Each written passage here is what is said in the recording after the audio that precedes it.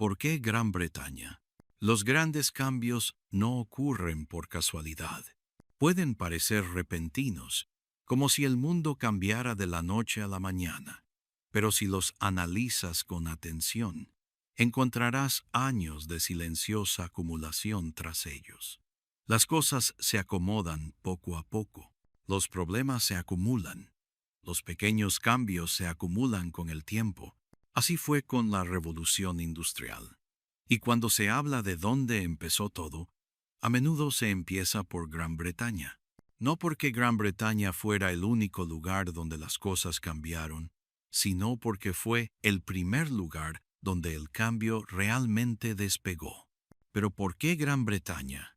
¿Por qué esta isla en las afueras de Europa inició un cambio tan radical? ¿Por qué no Francia, con sus grandes ciudades y pensadores brillantes? ¿O China, conocida por su larga historia de ingeniosos inventos? ¿O India, famosa por sus asombrosas telas y sus hábiles trabajadores? La respuesta no es sencilla. No se trata de una sola cosa, sino de muchas cosas que se unen a la vez, como un rompecabezas con muchas piezas. Empecemos por el Imperio Británico. A mediados del siglo XVIII, Gran Bretaña no era solo un país. Era una red de colonias y rutas comerciales por todo el mundo. Sus barcos navegaban hacia y desde el Caribe, Canadá, la India, África Occidental y otros lugares.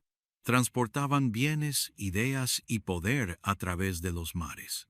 El imperio trajo productos útiles como algodón de América, azúcar de Jamaica, té de China y especias de la India. Estos podían venderse por dinero o transformarse en productos en Gran Bretaña. El imperio también le dio a Gran Bretaña lugares para vender sus propios productos, a lo largo y ancho del continente. Y con todo este comercio llegó el dinero. Ciudades como Liverpool y Bristol crecieron rápidamente gracias al comercio. Los comerciantes se enriquecieron, los bancos se fortalecieron, la gente empezó a invertir su dinero en nuevos negocios. Algunos se enriquecieron no con la agricultura, sino con el transporte marítimo, el comercio y las nuevas ideas. Estas fueron las personas que más tarde comprarían máquinas, apoyarían a los inventores y construirían fábricas. Pero tener un imperio no bastaba. Otros países también tenían colonias. Entonces, ¿qué hacía diferente a Gran Bretaña? Su geografía ayudó. Gran Bretaña es una isla situada entre Europa y América. Contaba con numerosos puertos de gran calidad en su costa. También contaba con ríos que se adentraban en la tierra, lo que facilitaba el transporte de mercancías. Posteriormente, se construyeron canales para transportar carbón, metal y productos a mayor velocidad. Las carreteras estaban mejorando, y más tarde, los ferrocarriles unirían el país como hilos de una red. Y debajo de la tierra, carbón. Gran Bretaña tenía mucho carbón, especialmente en Gales, las tierras medias y el norte. El carbón se quemaba para producir hierro, hacer funcionar motores y calentar viviendas. Estaba cerca de la superficie, era fácil de extraer y transportar. Junto al carbón existía el mineral de hierro, necesario para fabricar máquinas, herramientas y edificios. Estos dos elementos, carbón y hierro, fueron el núcleo de la nueva era del vapor. El clima británico también contribuyó. El clima era templado, con poca nieve y frío gélido. Esto significaba que el transporte no se detenía en invierno y que las fábricas de algodón eran menos propensas a incendiarse. Estos pequeños detalles marcaron una gran diferencia a la hora de construir nuevas industrias. Otra razón fue la ley, impulsando el cambio. Las primeras invenciones de steam, todo empezó. como ocurre con muchos grandes cambios, con un problema, uno simple y persistente: el agua, o mejor dicho, el exceso. En las minas de carbón de Inglaterra, donde los trabajadores excavaban a gran profundidad, el agua siempre era un problema. Se filtraba constantemente. La gente usaba cubos, cuerdas y mucho trabajo para sacar el agua, pero cuanto más cavaban, más agua entraba. Mantener las minas secas se hacía cada vez más difícil. Si la gente quería más carbón, necesitaba una mejor manera de extraer agua. Necesitaba una máquina, una que no usara viento, agua ni fuerza, sino algo nuevo: vapor. En 1698, un ingeniero inglés llamado Thomas Savery tuvo una idea. Su máquina no parecía gran cosa, solo un tanque de cobre. No tenía ruedas ni pistones, pero funcionaba de forma sencilla. Savery la llamó el amigo del minero. Así funcionaba. Se hervía agua en un tanque cerrado, lo que generaba vapor. El vapor creaba presión y la impulsaba por tuberías. Luego, al enfriarse, se contraía y creaba vacío, extrayendo más agua desde abajo. Este proceso se repetía una y otra vez: calentar, empujar, enfriar, jalar. No era muy potente, apenas la fuerza de un caballo, pero fue la primera máquina de vapor útil. Por primera vez se había construido una máquina que podía seguir funcionando simplemente usando agua hirviendo y metal. El cambio fue pequeño al principio, pero fue un gran paso. Ahora las minas podían llegar a mayor profundidad. Se podía extraer agua sin usar personas ni animales. La energía de vapor ya no era solo una idea, era una realidad. Aún así, la máquina de Savery tenía problemas. No podía extraer agua de lugares muy profundos. Podía explotar. Su funcionamiento era muy costoso. Así que otros inventores intentaron mejorarlo. El siguiente gran paso vino de un hombre llamado Thomas Newcomen, un fabricante de herramientas y predicador de la ciudad de Dartmouth. En 1712, Newcomen presentó su nueva máquina, el motor atmosférico. Era más grande, más seguro y mejor que el de Savery, e introdujo algo muy importante: el pistón. Así es como funcionó. El vapor llenaba un gran cilindro de hierro. Luego, se rociaba agua fría en su interior, lo que hacía que el vapor se enfriara y se contrajera rápidamente. Esto creaba vacío, y este hacía descender un pistón. Este pistón estaba conectado a una viga que se balanceaba como un balancín. La viga entonces hacía subir una bomba dentro de la mina, elevando el agua. Parecía extraño. Aquella enorme máquina de hierro gemía y se balanceaba, pero funcionaba. Y pronto, las minas de carbón de toda Gran Bretaña tenían máquinas Newcomen. Eran grandes, eran lentos, quemaban mucho carbón, pero podían extraer miles de litros de agua cada hora de las profundidades del subsuelo, algo que ni una persona ni un caballo podían hacer. Sin agua, se podía extraer más carbón, y con más carbón, más motores podían funcionar. Un ciclo había comenzado. Podríamos terminar la historia aquí y considerar a Newcomen el verdadero inventor de la energía de vapor. Pero la historia continúa. Unos 50 años después, llegaría otro hombre. Tomaría la máquina de vapor y la haría más potente, más útil y más eficiente. Su nombre era James Watt. Pero antes de hablar de Watt, detengámonos a pensar en lo que ya había sucedido. Usar vapor no solo era una idea inteligente, sino una nueva forma de pensar. Demostró que el mundo natural, agua, fuego, metal, podía usarse no solo para sobrevivir, sino también para trabajar. Que las máquinas podrían encargarse de trabajos pesados de personas y animales. Que el poder podría crearse en cualquier momento y lugar. Por primera vez en la historia de la humanidad, la gente había encontrado una forma de crear energía sin necesidad de viento, cascadas o músculos.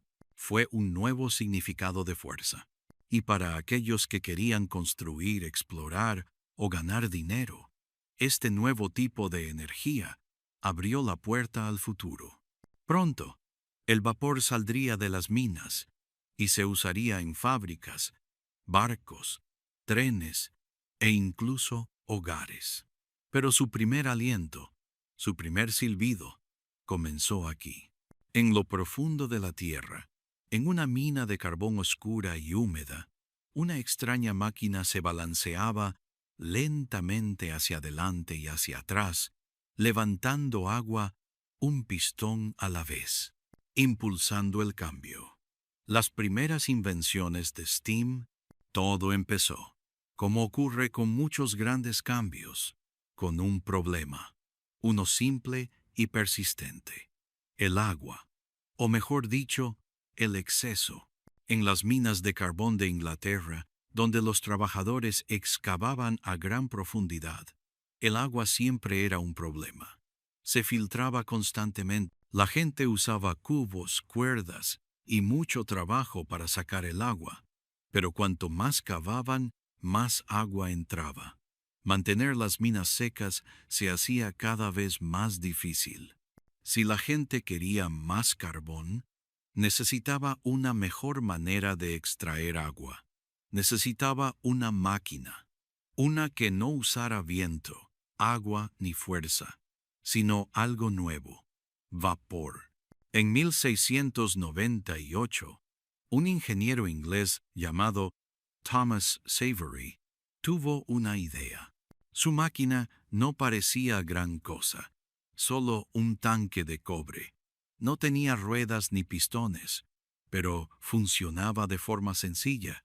Savery la llamó el amigo del minero. Así funcionaba. Se hervía agua en un tanque cerrado, lo que generaba vapor. El vapor creaba presión y la impulsaba por tuberías. Luego, al enfriarse, se contraía y creaba vacío, extrayendo más agua desde abajo. Este proceso se repetía una y otra vez. Calentar, empujar, enfriar, jalar. No era muy potente, apenas la fuerza de un caballo, pero fue la primera máquina de vapor útil. Por primera vez se había construido una máquina que podía seguir funcionando simplemente usando agua hirviendo y metal.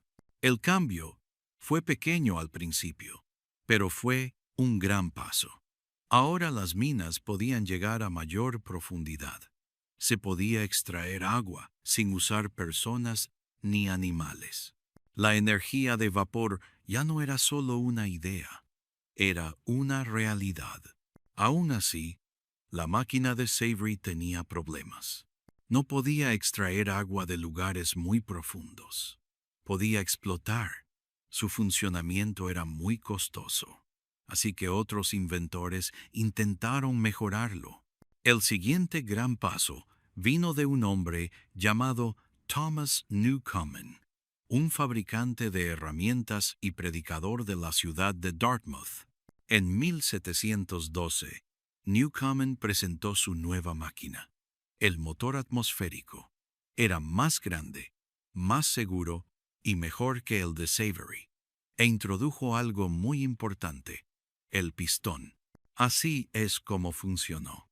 El vapor llenaba un gran cilindro de hierro. Luego, se rociaba agua fría en su interior, lo que hacía que el vapor se enfriara y se contrajera rápidamente. Esto creaba vacío, y este hacía descender un pistón.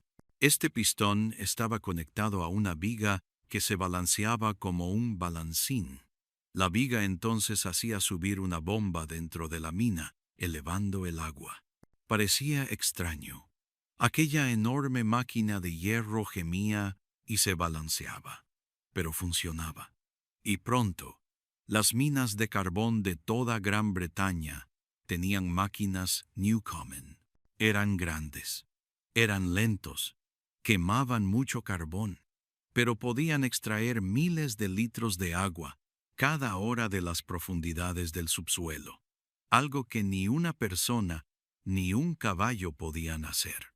Sin agua, se podía extraer más carbón, y con más carbón, más motores podían funcionar. Un ciclo había comenzado. Podríamos terminar la historia aquí y considerar a Newcomen el verdadero inventor de la energía de vapor. Pero la historia continúa. Unos 50 años después, llegaría otro hombre.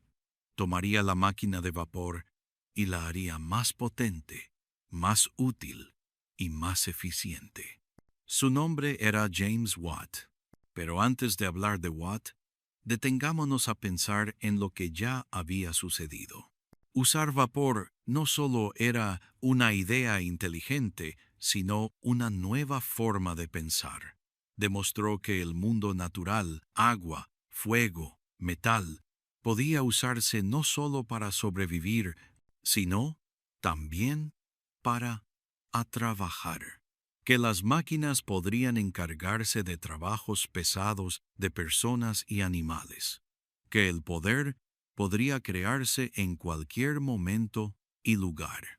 Por primera vez en la historia de la humanidad, la gente había encontrado una forma de crear energía sin necesidad de viento, cascadas o músculos.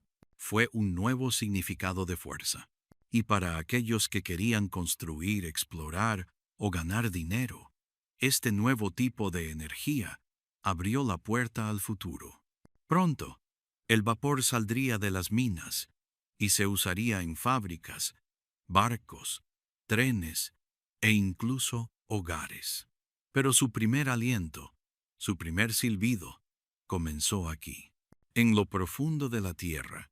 En una mina de carbón oscura y húmeda, una extraña máquina se balanceaba lentamente hacia adelante y hacia atrás, levantando agua un pistón a la vez. El vapor se encuentra con el acero, el auge de la locomotora. A principios del siglo XIX, la energía de vapor ya había cambiado muchas cosas. Impulsaba bombas, hacía girar ruedas, impulsaba máquinas en molinos y fábricas, pero había algo importante que aún no había logrado: ayudar a la gente a desplazarse. Los viajes seguían siendo lentos y dependían de los caballos, el viento y la caminata. Entonces surgió una nueva pregunta. ¿Podría utilizarse el vapor para el transporte? La idea no era completamente nueva. Ya se usaban barcos de vapor en los ríos, pero la tierra era diferente. Los caminos eran accidentados, las colinas empinadas, los carros pesados y los ferrocarriles aún se estaban probando. Viajar por tierra usando la energía del vapor requeriría más que un simple motor. Se necesitaba algo completamente nuevo. Ese algo vino del mundo del hierro. En Cornwallis, Inglaterra, un lugar lleno de minas profundas y hornos calientes, un joven ingeniero llamado Richard Trevithick comenzó a pensar en las máquinas de vapor desde una nueva perspectiva.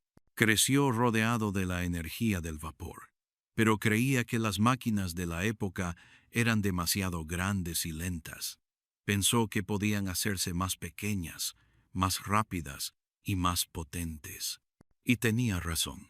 La gran idea de Trevithick fue utilizar vapor de alta presión. Los motores antiguos usaban baja presión y necesitaban piezas grandes para funcionar. Pero el vapor a alta presión podía impulsar con más fuerza y moverse más rápido, todo con máquinas más pequeñas. Era una idea arriesgada. El vapor a alta presión podía explotar, pero también hacía que el motor fuera más resistente y ligero, perfecto para algo sobre ruedas.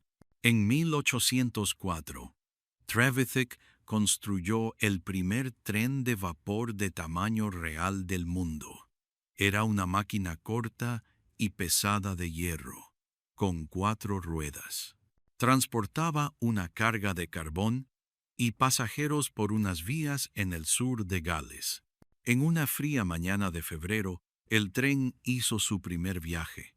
Recorrió casi 16 kilómetros en poco más de 4 horas, arrastrando 10 toneladas de hierro, unas 70 personas y asimismo. Puede que ahora suene lento, pero en aquel entonces era asombroso. Por primera vez en la historia, algo se desplazaba sobre la tierra por sus propios medios. Sin caballos ni velas, solo vapor y metal. Era el comienzo de algo grande.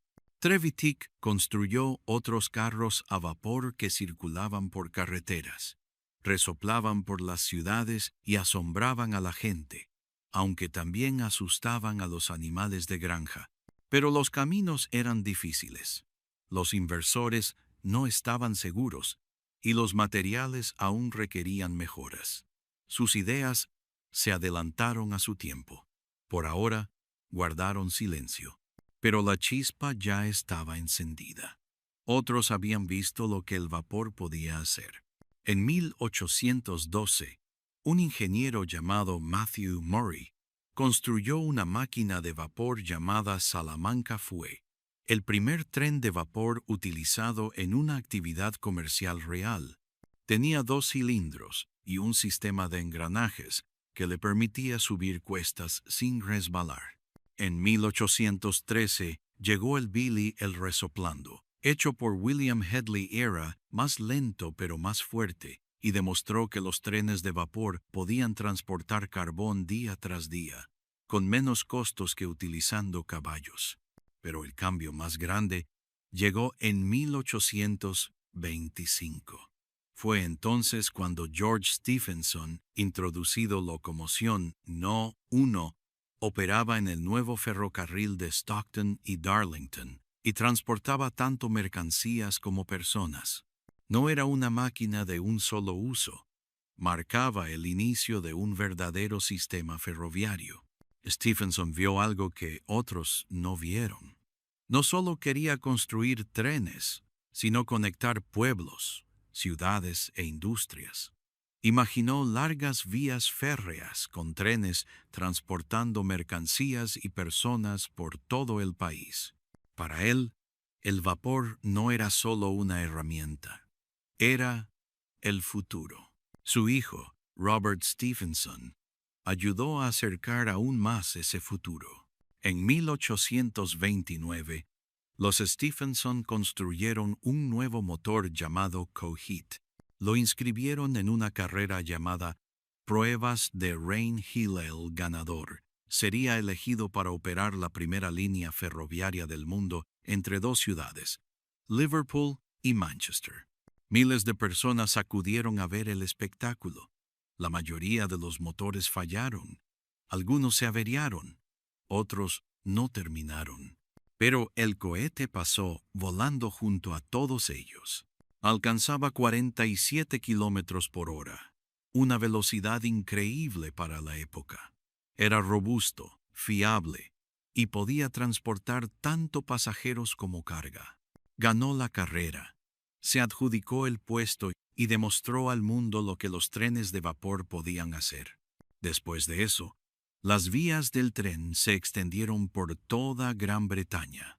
Pueblos que antes parecían lejanos ahora estaban a un corto trayecto. Las fábricas podían enviar productos a los mercados. El carbón podía llegar a los hogares más rápido. Y la gente común, podía viajar más lejos que nunca. Y todo empezó con motores como el cohete y soñadores como Trevithick, Murray y los Stephenson, con engranajes y pistones, con fuego y vapor, y con grandes ideas. Las vías estaban construidas, los motores estaban listos. Y una vez que el mundo comenzó a moverse con vapor, nunca miró hacia atrás. Los Stephenson y la era del ferrocarril. Los Stephenson fueron una familia clave en el desarrollo de la industria ferroviaria durante la Revolución Industrial. George y su padre, Robert Stephenson, fueron pioneros que cambiaron el transporte para siempre. Robert Stephenson diseñó el primer locomotor que tuvo éxito en la industria del ferrocarril, conocido como la Locomotion No. 1. Este invento fue un avance importante, ya que demostró que los trenes podían ser una forma rápida y eficaz de transportar mercancías y personas. Sin embargo, fue el hijo de Robert, George Stephenson, quien dejó una huella aún más grande. Él construyó una de las locomotoras más famosas de la historia, la Rocket, que fue diseñada para participar en el concurso de locomotoras organizado por la línea de ferrocarril de Liverpool y Manchester en 1829. La Rocket demostró una gran velocidad y fiabilidad, lo que la convirtió en el modelo ideal para la expansión de los ferrocarriles en toda Gran Bretaña. La victoria de la Rocket no solo consolidó el nombre de los Stephenson en la historia de la ingeniería, sino que también marcó el comienzo de una nueva era en el transporte. A partir de este momento, los ferrocarriles se expandieron rápidamente, transformando las ciudades y la economía. Las líneas ferroviarias unieron regiones distantes, facilitando el comercio, el transporte de personas y la comunicación. El trabajo de los Stephenson permitió que los ferrocarriles se convirtieran en un elemento crucial de la revolución industrial. Gracias a la innovación de los Stephenson, el ferrocarril pasó de ser una idea experimental a una parte esencial de la vida cotidiana. Su legado perdura en la infraestructura ferroviaria que sigue funcionando hoy en día. La fábrica. Un nuevo tipo de trabajo. Con la llegada de la revolución industrial, las fábricas comenzaron a desempeñar un papel fundamental en la economía. Antes de esta época, la mayoría de las personas trabajaban en casa o en pequeños talleres, donde elaboraban productos de manera artesanal. Sin embargo, con la invención de nuevas máquinas y la introducción de procesos de producción en masa, las fábricas cambiaron por completo la forma en que las personas trabajaban. Ahora, miles de personas podían trabajar juntas en un solo lugar, operando máquinas que producían bienes rápidamente y en grandes cantidades. En las fábricas, las condiciones de trabajo eran muy diferentes a las que la gente estaba acostumbrada. Los trabajadores pasaban largas horas realizando tareas repetitivas y a menudo peligrosas. Los salarios eran bajos y las jornadas laborales podían durar hasta 12 horas o más. Las fábricas se convirtieron en lugares bulliciosos y oscuros, llenos de humo y ruido. Aunque este sistema de trabajo permitía producir más productos en menos tiempo, las condiciones para los trabajadores eran duras y muchas veces insalubres. La fábrica también introdujo un nuevo tipo de disciplina y organización. En lugar de que cada persona trabajara a su propio ritmo, los trabajadores debían seguir horarios estrictos y cumplir con las demandas de producción impuestas por los dueños de las fábricas. Este cambio generó un entorno de trabajo más controlado, pero también trajo consigo muchos problemas, como la explotación laboral y la escasa preocupación por el bienestar de los empleados. A pesar de las dificultades, el sistema de fábricas permitió un avance significativo en la producción de bienes. La industrialización transformó las economías y dio lugar a un rápido crecimiento de las ciudades, donde las fábricas comenzaron a proliferar. Así, la fábrica se convirtió en un símbolo del cambio y la modernización, pero también de los nuevos retos para los trabajadores de la revolución industrial. Humo en el cielo. Vivir en ciudades industriales. Durante la revolución industrial, las ciudades comenzaron a crecer rápidamente debido a la llegada de fábricas y nuevas oportunidades de empleo. Las personas se mudaron del campo a las ciudades en busca de trabajo, lo que llevó a una rápida urbanización.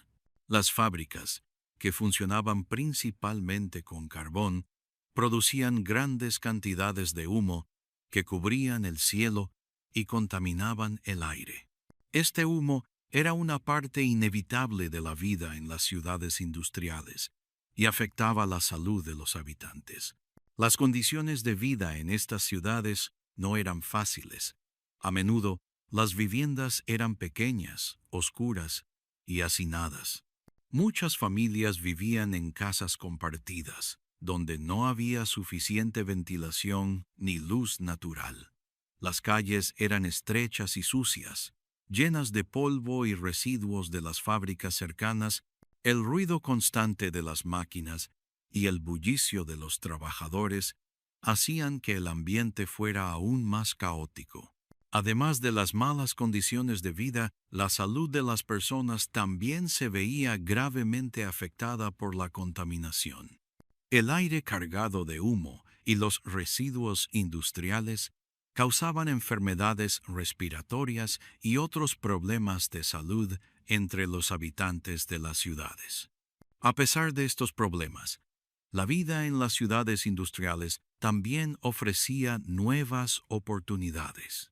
Las fábricas proporcionaban empleos, y la vida urbana permitía a las personas acceder a servicios y productos que antes eran impensables en las zonas rurales. En este contexto, las ciudades industriales se convirtieron en un símbolo de progreso y cambio. Aunque la vida allí era difícil, también representaba el avance de la humanidad hacia nuevas formas de trabajo y organización social. El humo en el cielo era un recordatorio constante del poder de la industria, pero también de los retos que venían con el rápido crecimiento de las ciudades. Voces de disenso. Los trabajadores contraatacan. A medida que las fábricas crecían y las condiciones de trabajo se volvían cada vez más duras, los trabajadores comenzaron a alzar su voz. Las largas jornadas laborales, los bajos salarios y las pésimas condiciones de seguridad hicieron que la vida en las fábricas fuera insostenible para muchos. Ante esta situación, los trabajadores comenzaron a organizarse para luchar por sus derechos. Las primeras protestas y huelgas empezaron a tomar forma en las ciudades industriales, marcando el inicio de una lucha por mejores condiciones de trabajo. Los trabajadores, en su mayoría hombres, mujeres y niños, se unieron en busca de una vida mejor. Las huelgas eran una forma de hacer escuchar sus demandas. Pedían menos horas de trabajo, salarios más justos y mejores condiciones en los lugares de trabajo.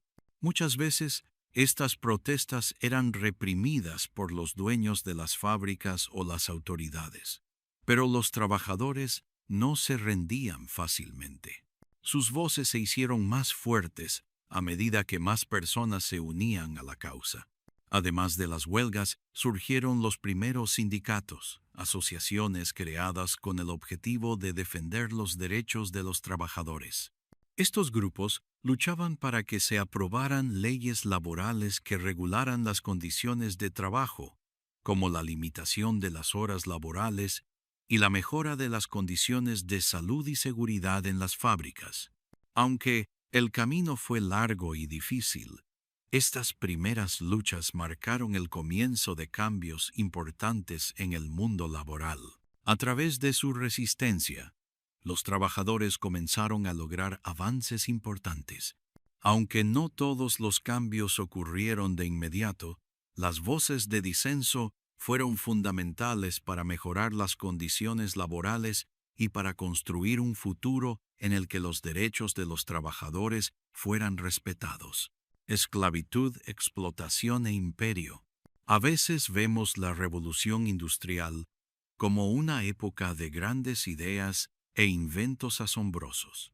Las máquinas de vapor, los ferrocarriles, las máquinas de hilar, todo ello demostró lo inteligente que podía ser la gente. Parece un momento de gran progreso y esperanza. Pero la historia, como una fábrica, tiene más de una capa. Y debajo del metal brillante y las máquinas rápidas, hay una verdad más dura. Una verdad sobre cómo se financió ese progreso. No solo con trabajo duro, no solo con largas horas, pero con vidas humanas, porque, aunque las fábricas británicas se volvieron más ricas y activas, muchas de ellas se construyeron sobre la base de la explotación, es decir, del uso injusto de las personas. Y una de las partes más antiguas y oscuras de ese sistema fue la esclavitud.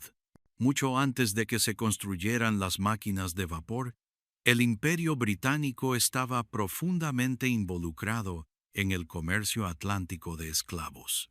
Desde finales del siglo XVII hasta principios del siglo XIX, barcos británicos llevaron a más de 3 millones de africanos a través del océano y los vendieron como esclavos en el Caribe, América del Norte y del Sur y otros lugares. A estas personas no las trataron como personas, fueron tratados como carga, y el dinero que se ganó con esto fue enorme. En lugares como Jamaica, el sur de Estados Unidos y otras colonias, los esclavos eran obligados a trabajar en granjas donde se cultivaba azúcar, algodón, tabaco e índigo. Trabajaron hasta quedarse sin fuerzas, hombres, mujeres y hasta niños. Luego, estos bienes se enviaron a Gran Bretaña, donde se transformaron en productos en las mismas fábricas que impulsaron la revolución industrial. Esto significa que antes de que saliera humo de la primera chimenea de una fábrica en Manchester, la esclavitud ya contribuía a financiar la industria británica. El algodón era una de las partes más importantes. A finales del siglo XVIII y principios del siglo XIX, las fábricas textiles británicas utilizaban enormes cantidades de algodón, la mayor parte cultivado por personas esclavizadas en el sur de los Estados Unidos. Ese algodón pasó de los campos sangrientos a los barcos, a puertos como Liverpool y Bristol, y luego a fábricas en el norte. Allí se hilaba, se convertía en tela y se vendía para obtener ganancias. Cada trozo de tela contenía una historia, no solo de máquinas y dinero, sino también de dolor y cadenas. Y, sin embargo, mucha gente en Gran Bretaña no pensó en el origen de todo esto. Vieron las ropas finas, el azúcar en el té, las ciudades en crecimiento, y no hicieron preguntas. Pero algunos lo hicieron. Grupos como los cuáqueros y otros reformadores de la Iglesia comenzaron a hablar. Escribieron libros y dieron discursos.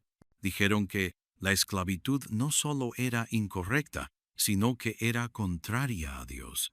Poco a poco, más gente empezó a escuchar.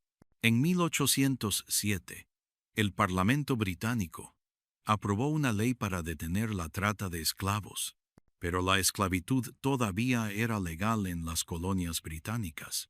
Pasaron otros 26 años antes de que la esclavitud fuera abolida por completo en el imperio. En 1833 se aprobó la Ley de Abolición de la Esclavitud. Esto ocurrió durante el apogeo del crecimiento industrial. Pero incluso, esta ley tenía problemas. A los dueños de esclavos se les pagaba dinero por su pérdida. A los esclavizados no les dieron nada. Muchos se vieron obligados a aceptar nuevos aprendizajes en los que todavía tenían que trabajar duro y con poca libertad. Aún así, el fin de la esclavitud fue un punto de inflexión. Hizo que Gran Bretaña se viera a sí misma con más claridad. ¿Cómo pudo un país orgulloso de ser moderno y exitoso haber construido su poder tratando a las personas como propiedad? Las mismas fábricas que se llamaban avanzadas se habían apoyado en la crueldad más antigua de todas. Y la esclavitud no era el único problema. Incluso después de su fin, el Imperio Británico continuó explotando a la gente de sus colonias. En la India, África y el sudeste asiático, los trabajadores a menudo se veían obligados a trabajar por salarios bajos y con poca libertad. Las riquezas extraídas de estas tierras ayudaron a construir bancos, ferrocarriles, universidades e incluso lugares británicos como el Museo Británico. Las fábricas estaban en Gran Bretaña, pero muchas de las materias primas, algodón, caucho, té, carbón, azúcar, provenían de personas que no tenían voz ni voto en su utilización. Por eso, debemos tener cuidado al contar la historia de la revolución industrial. No se trataba solo de nuevos inventos, también se trataba de injusticia. Las máquinas de vapor no eliminaron los sistemas injustos. A menudo, los empeoraron de nuevas maneras. Algunas personas trabajaban solo para sobrevivir. Otros se enriquecieron gracias a su trabajo. Y muchas personas, especialmente aquellas que vivían lejos de las fábricas, fueron quienes con su trabajo lo hicieron posible, aunque no recibieron nada a cambio. Hoy, cuando paseamos por antiguas ciudades construidas en aquella época, vemos edificios hechos de ladrillo y hierro. Pero también debemos recordar las manos invisibles, las manos que recogían el algodón, cortaban la caña de azúcar, cargaban los barcos y nunca recibieron pago por su trabajo. La revolución industrial cambió el mundo, pero no lo cambió igualmente, o bastante, o sin daño. Y mientras las máquinas giran, debemos preguntarnos, ¿quién construyó este progreso? ¿Quién se benefició de ello? ¿Y quién se quedó atrás? El trabajo infantil y el largo camino hacia la reforma, antes de que saliera el sol, sonó la campana de la fábrica, y antes de que el sonido se desvaneciera, los niños ya estaban despiertos, lavándose la cara, abotonándose las camisas viejas y poniéndose los zapatos que ya no les quedaban. Algunos tenían solo 6 años, otros 10. Ninguno de ellos había conocido jamás una vida sin trabajo. Caminaron bajo la luz de la mañana, a veces solos, a veces de la mano de un hermano o hermana, hacia los grandes edificios de ladrillo y vapor. Estos edificios ocuparían todo el día. Al ponerse el sol, habrían trabajado 12 o incluso 14 horas alrededor de máquinas y aceite, bajo la mirada de jefes estrictos, realizando trabajos que les lastimaban la espalda y les dificultaban la respiración. Esta no fue solo una historia triste. Así funcionaba el sistema. El trabajo infantil no era algo nuevo en Gran Bretaña. En el campo, los niños siempre habían ayudado en las granjas, cosechando, alimentando a los animales y trabajando con sus padres. Pero cuando llegaron las fábricas, este trabajo se convirtió en algo más frío y más duro. Las fábricas no veían a los niños como seres jóvenes que necesitaban cuidados. Los vieron como trabajadores baratos pequeños, fácil de controlar y en todas partes. Los niños podrían meterse debajo de las máquinas para solucionar problemas. Podían atar hilos en espacios pequeños. Podrían transportar carbón a través de túneles demasiado estrechos para los adultos. Y como eran apenas niños, los jefes podían asustarlos para que se quedaran callados. Les pagaron solo unos pocos centavos. Estaban mal alimentados. Los golpeaban si eran demasiado lentos. Si se lastimaban, los despedían. Los niños más pequeños fueron llamados carroñeros. En las fábricas de telas, se arrastraban debajo de las máquinas en movimiento para recoger algodón o hilo. Si se movían rápidamente, salían sanos y salvos. Si no lo hicieran, podrían ser aplastados. Otros trabajaban en las minas de carbón. Algunos eran apresurados tirando pesados carros de carbón a través de túneles oscuros y estrechos. Otros fueron tramperos sentados solo en la oscuridad, abriendo y cerrando puertas para ayudar a que el aire circule por la mina. Algunos de estos niños nunca habían ido a la escuela. Muchos nunca lo harían. ¿Por qué sus padres les permitieron trabajar así? La mayoría no tenía elección. Los salarios de los adultos eran tan bajos que todos los miembros de la familia tenían que trabajar, incluso los más pequeños. Algunos jefes solo contratarían a padres si sus hijos también vinieran a trabajar. Si las familias dijeran que no, podrían perder su hogar o pasar hambre. En algunos lugares, los huérfanos eran sacados de los asilos y enviados directamente a las fábricas. Firmaron contratos muy largos y tuvieron que trabajar durante años. Si vivieran lo suficiente, algún día podrían ser libres. No todos lo aceptaron en silencio. Algunas personas empezaron a hablar. A los escritores les gusta Charles Dickens, que cuando era niño trabajó en una fábrica.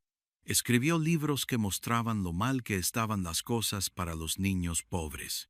Los periodistas y los investigadores escribieron informes.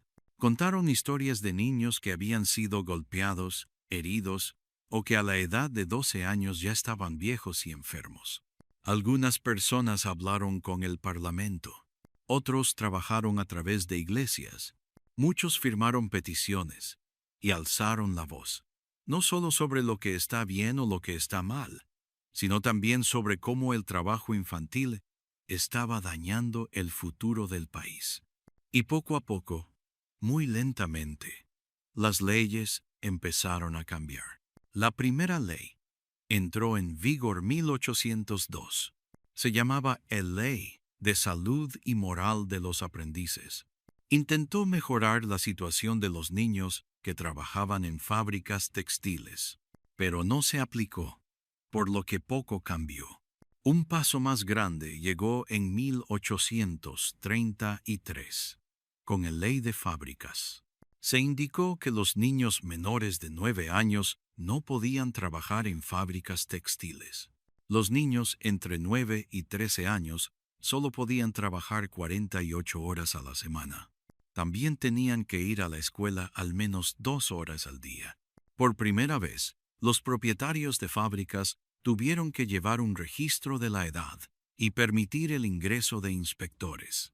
No fue perfecto. Muchos propietarios de fábricas rompieron las reglas. Algunos sobornaron a los inspectores o mintieron sobre las edades de los niños. Pero fue un comienzo. Siguieron más leyes. En 1842, el Ley de Minas dijo que los niños menores de 10 años y todas las mujeres no podían trabajar bajo tierra. En 1847, el Ley de las 10 horas limitó la jornada laboral de mujeres y niños a 10 horas. Cada ley fue una dura lucha. Los propietarios de fábricas y algunos políticos argumentaron que las normas perjudicarían el negocio. Dijeron que las familias necesitaban el dinero y que los niños pobres estaban mejor trabajando. Pero la verdad seguía saliendo a la luz. Ningún niño debería perder una mano por una máquina. Ningún niño debería toser polvo negro antes de saber leer. Ningún niño debería renunciar a su futuro solo para ganar unas pocas monedas.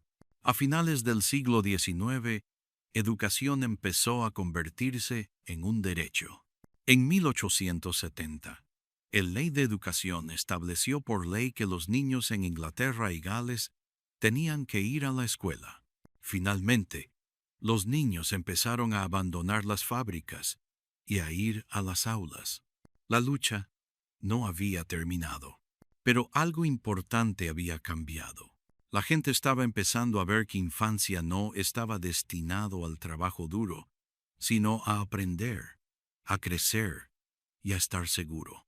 Es fácil mirar atrás ahora y preguntarse cómo la gente lo permitió, pero la historia, como las máquinas, está moldeada por la presión. La presión para sobrevivir, la presión de seguir las reglas, la presión para mantener la producción en marcha sin importar quién resulte herido. Y así los niños caminaron al trabajo, y trabajaron, y esperaban que alguien dijera, suficiente. Y finalmente alguien lo hizo. El auge de la educación pública y el niño cambiante. Durante mucho tiempo se consideró que la infancia era algo que solo tenían las personas ricas. Para la mayoría de las familias, los niños eran tratados como pequeños adultos. Ayudaban en las granjas, trabajaban en tiendas y se esperaba que fueran tranquilos y útiles. Pero a medida que las fábricas crecieron y las leyes comenzaron a cambiar lentamente, algo nuevo empezó a suceder. La gente empezó a pensar de manera diferente sobre los niños.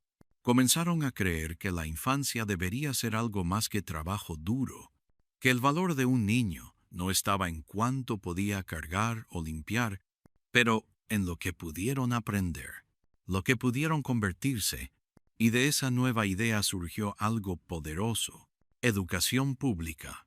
La idea de la escuela no era completamente nueva.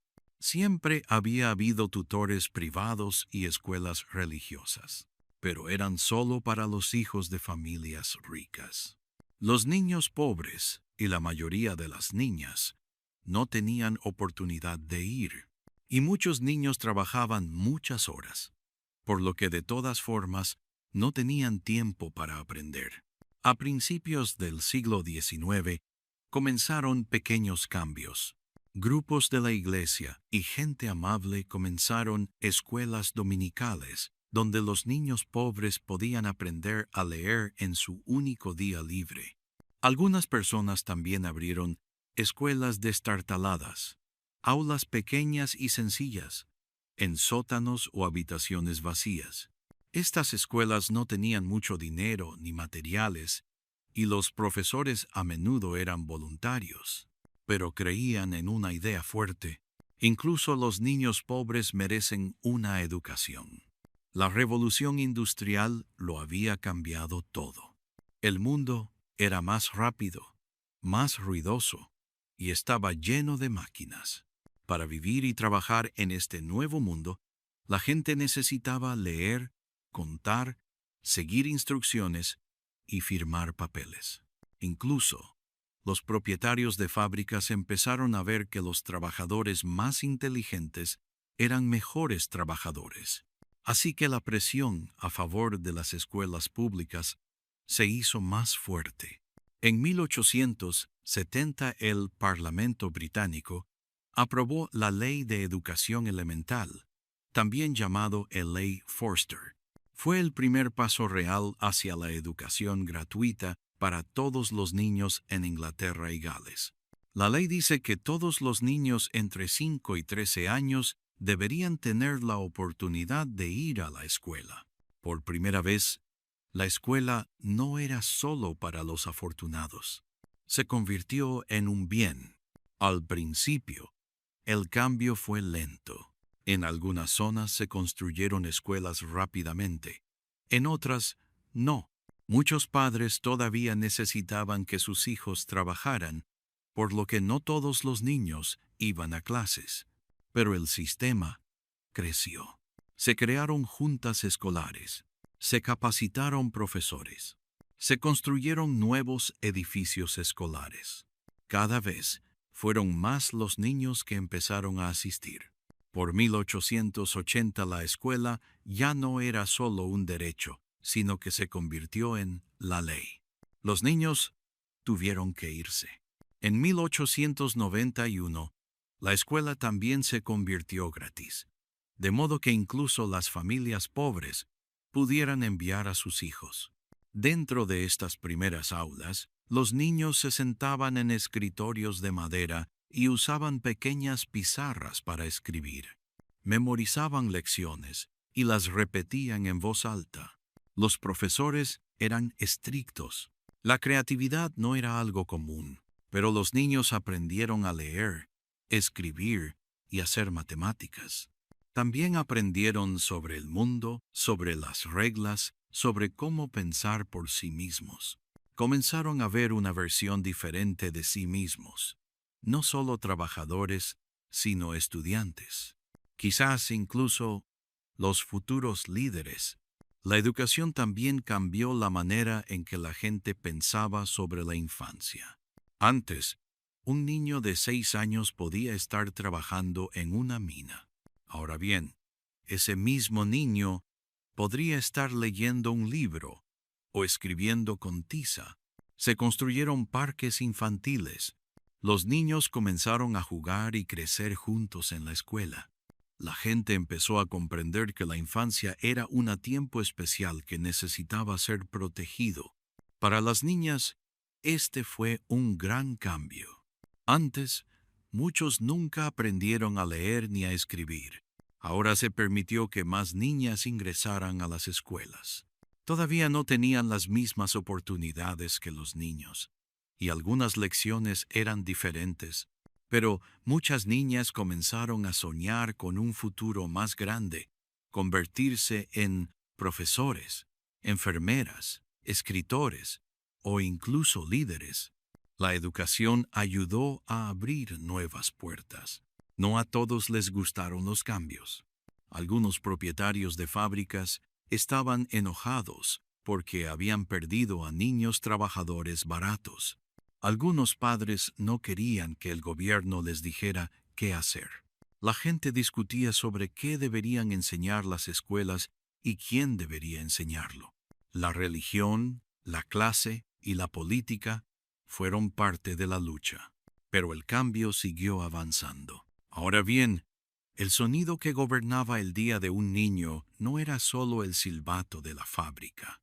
Fue el campana de la escuela. Por supuesto, no fue perfecto. Muchos niños todavía tenían vidas difíciles. Algunos todavía trabajaban antes o después de la escuela. Las aulas estaban abarrotadas y los materiales eran limitados. No todos los profesores eran amables, pero algo grande había cambiado. Ahora se había trazado una línea, no solo en la ley, sino en los corazones de las personas. Una línea que decía, este niño importa, no por lo que puedan hacer, pero por quienes podrían llegar a ser. A principios del siglo XX, más personas que nunca sabían leer y escribir, las mentes jóvenes, que antes esperaban pasar sus vidas en campos o fábricas, ahora soñaban con otros caminos, libros, carreras y opciones. Y ese sueño, nacido en pequeñas aulas llenas de polvo de tiza y simples esperanzas, se fortalecería durante las generaciones venideras. Mujeres y trabajo. Roles cambiantes en un mundo en transformación, antes de las máquinas, antes del vapor, antes de las fábricas y de los ruidos fuertes. Las mujeres trabajaban. Trabajaban en casas, en granjas y en mercados. Fabricaban ropa, horneaban pan, criaban niños, vendían productos y cuidaban de los demás. Su trabajo era importante, aunque a menudo no era remunerado ni valorado adecuadamente. Pero cuando comenzó la revolución industrial, todo cambió. Cambió la forma en que la gente trabajaba.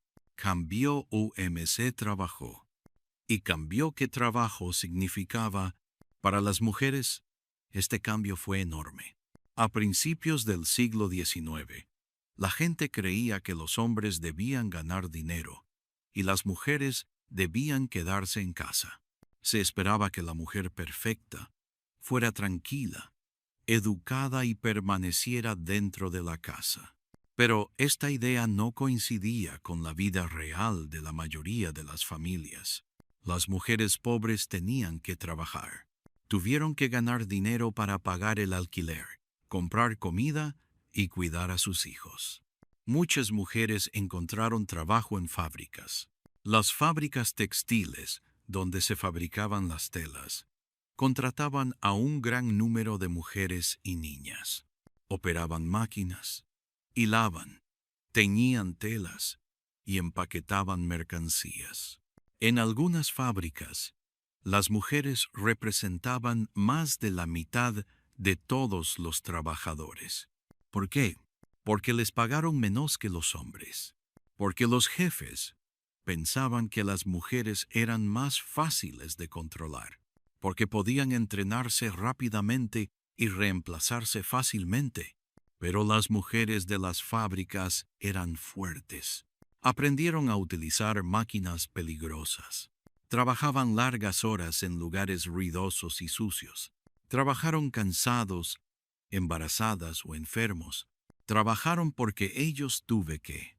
Y solo con realizar estos trabajos, demostraron al mundo que las mujeres podían hacer mucho más de lo que la gente creía. Fuera de las fábricas, las mujeres trabajaban como servicio, costureras, lavanderas y vendedores ambulantes. Algunos limpiaban casas o acogían huéspedes. Otros hacían trabajos a destajo. Fabricaban botones o cajas de cerillas en casa y recibían un pago por cada uno. Estos trabajos no pagaban bien, pero para muchas mujeres era todo lo que tenían para sobrevivir. Clay Smith de Alas. Mujeres recibieron un trato diferente. No se esperaba que trabajaran en público. En lugar de eso, se les dijo que se quedaran en casa, administraran la casa y cuidaran a los niños. Pero incluso aquí, las cosas empezaron a cambiar. Más niñas comenzaron a asistir a la escuela. Algunos se convirtieron en profesores. Algunos escribieron libros o artículos. Algunos iniciaron negocios. La idea de que las mujeres debían quedarse solo en casa estaba empezando a desvanecerse.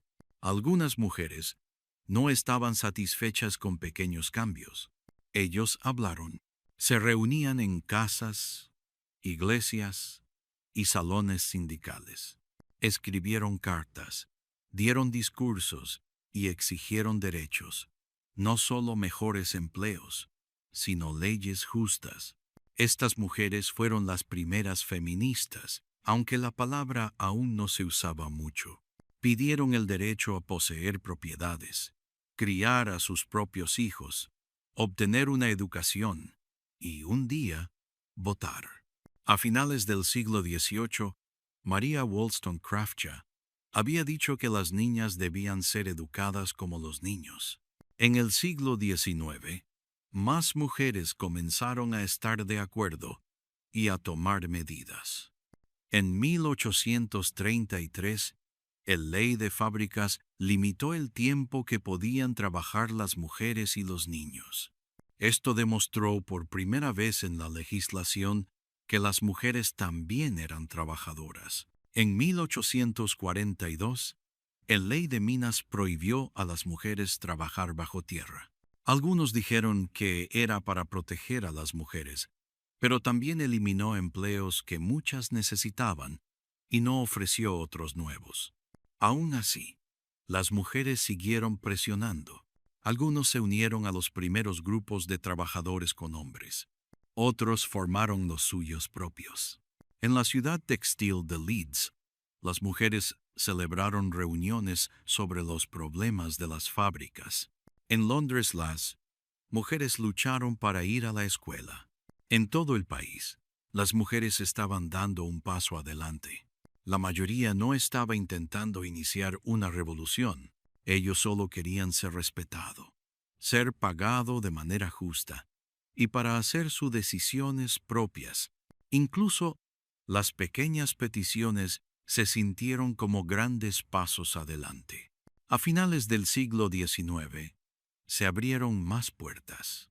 Algunas mujeres fueron a la universidad, aunque no muchas. Aparecieron nuevos trabajos, como enfermería, enseñanza y trabajo de oficina. La invención de la máquina de escribir, teléfono y sistema escolar ayudó a más mujeres a encontrar trabajo. Pero todavía existían fábricas, lavanderías y talleres de costura. Muchas mujeres todavía trabajaban muchas horas por poco dinero. Incluso con el progreso, la vida aún no era igual. Pero algo había cambiado.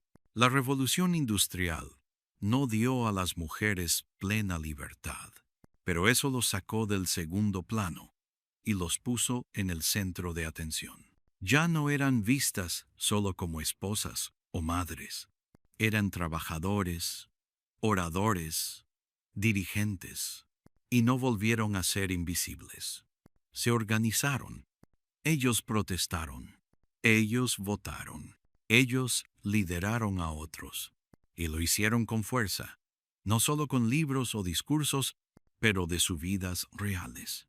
Del trabajo duro, del cuidado a los demás, de negándose a ser ignorado. El mundo no fue construido pensando en las mujeres.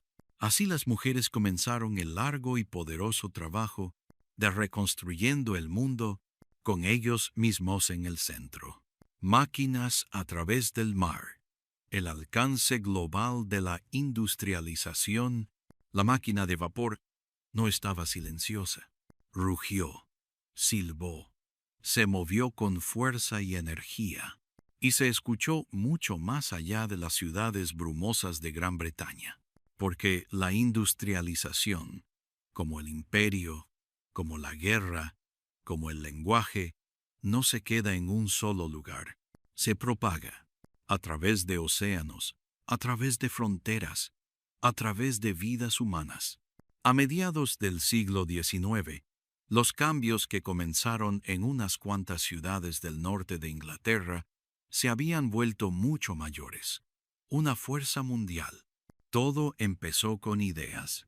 Los inventores británicos habían creado máquinas como la hiladora Jenny, el telar mecánico y la máquina de vapor. Pero las ideas no permanecen en secreto. Otras personas vieron lo útiles y rentables que podían ser estas máquinas. Viajeros, comerciantes e ingenieros compartieron estas ideas. Algunos llevaban planes en la cabeza o incluso en el bolso. Pronto, otros países comenzaron a construir sus propias máquinas y fábricas, y el fuego del cambio comenzó a extenderse. En Europa, el cambio se produjo a diferentes velocidades. Bélgica fue el primero en seguir a Gran Bretaña.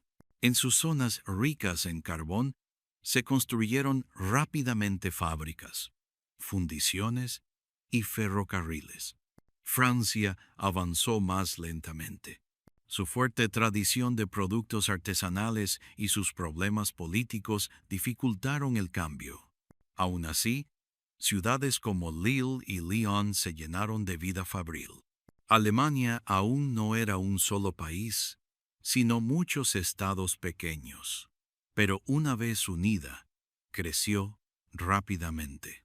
El Valle del Ruhr, rico en carbón y acero, se convirtió en un nuevo centro industrial. Los ferrocarriles se expandieron. Los ríos estaban controlados. Las ciudades crecieron rápidamente. Con cada silbido del tren, las viejas costumbres se desvanecieron y un nuevo mundo tomó forma. Al otro lado del océano, América avanzó rápidamente. Estados Unidos tenía muchos recursos naturales y una población en crecimiento. En la década de 1820, las fábricas llenaron Nueva Inglaterra. En Lowell, Massachusetts, miles de mujeres jóvenes, llamadas Mill Girls, trabajaban en fábricas textiles. Los barcos propulsados por vapor se desplazaban a lo largo del Mississippi. Los ferrocarriles cruzaban montañas y amplias llanuras. El acero y el hierro procedían de ciudades como Pittsburgh y Chicago. Los cables telegráficos conectaban el este y el oeste.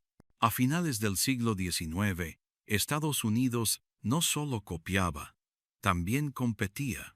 Pero el impacto más complicado ocurrió en las colonias. Gran Bretaña no solo compartía máquinas, también extendió el control. La industrialización no solo creció porque la gente la copió, sino que también se extendió a través del dominio imperial. En la India, los efectos fueron profundos. El algodón indio alguna vez fue famoso. Se hila y teje a mano para crear hermosas telas. Pero las fábricas británicas producían telas más baratas y las enviaban a la India. Los tejedores locales no pudieron seguir el ritmo. Muchos perdieron sus trabajos. Algunos tuvieron que trabajar en fábricas controladas por los británicos. Una industria que otrora era fuerte se vino abajo. Y este mismo patrón ocurrió en muchos otros lugares. En Egipto, China, África Occidental y el Caribe, las pequeñas industrias artesanales fueron reemplazadas por grandes sistemas. Estos lugares se convirtieron en proveedores de materias primas: caucho, algodón, azúcar, estaño, cobre, aceite de palma. Se enviaron las materias primas. Se enviaron máquinas y herramientas. Se construyeron ferrocarriles, puertos y líneas telegráficas, pero no para la población local. Fueron diseñados para mover recursos más rápido. Las fábricas no se construyeron para ayudar a la gente. Se construyeron para exportar bienes. Algunos lugares, como Japón, optaron por industrializarse y modernizarse rápidamente. Pero otros se mantuvieron pobres a propósito, para que sus recursos siguieran alimentando las máquinas de otros. Este cambio global no se limitó al dinero. También cambió la forma de vivir y pensar de las personas. En las sociedades tradicionales, el tiempo se medía por la naturaleza, el sol, las estaciones y la agricultura. Pero en la vida fabril, el tiempo se medía con campanas y relojes. El trabajo empezó con una campana, terminó con un silbido. Se colocaron relojes en escuelas, casas y estaciones. Los horarios de trenes hicieron que la gente pensara en horas y minutos.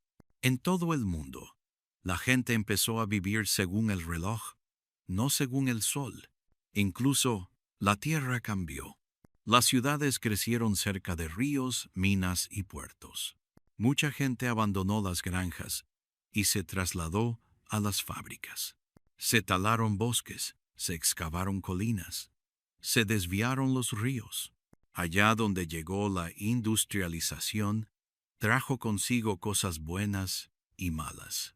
Hubo progreso, carreteras, salarios, herramientas, nuevos empleos, pero también daño, contaminación, trabajo injusto, tradiciones perdidas y control externo. La misma máquina que ayudó a una familia podría dañar a otra. El mismo tren que conecta ciudades también podría fragmentar tierras de cultivo. La misma fábrica que daba trabajo podría destruir un antiguo oficio transmitido de generación en generación. Y la gente empezó a preguntar: ¿quién es dueño de esta industria? ¿Quién se beneficia realmente de este progreso? ¿Y quién paga el precio? A finales del siglo XIX, la industrialización se había extendido por todo el mundo. Ya no era solo una historia británica, era la historia de todos, y en cada lugar parecía diferente. Algunos lo copiaron, otros se resistieron, otros lo modificaron para adaptarlo a sus necesidades. Pero la idea central sigue siendo la misma: un hambre de poder, un deseo de crecimiento. la creencia de que seguir adelante siempre era bueno. Las máquinas habían cruzado el mar y no volvieron atrás. Un amanecer de vapor y humo. Era el tipo de día que la gente recuerda, no por su bullicio ni su emoción, sino por su tranquilidad y su especial atmósfera. El cielo sobre Darlington, Inglaterra, en la mañana del 27 de septiembre de 1825, estaba despejado y fresco.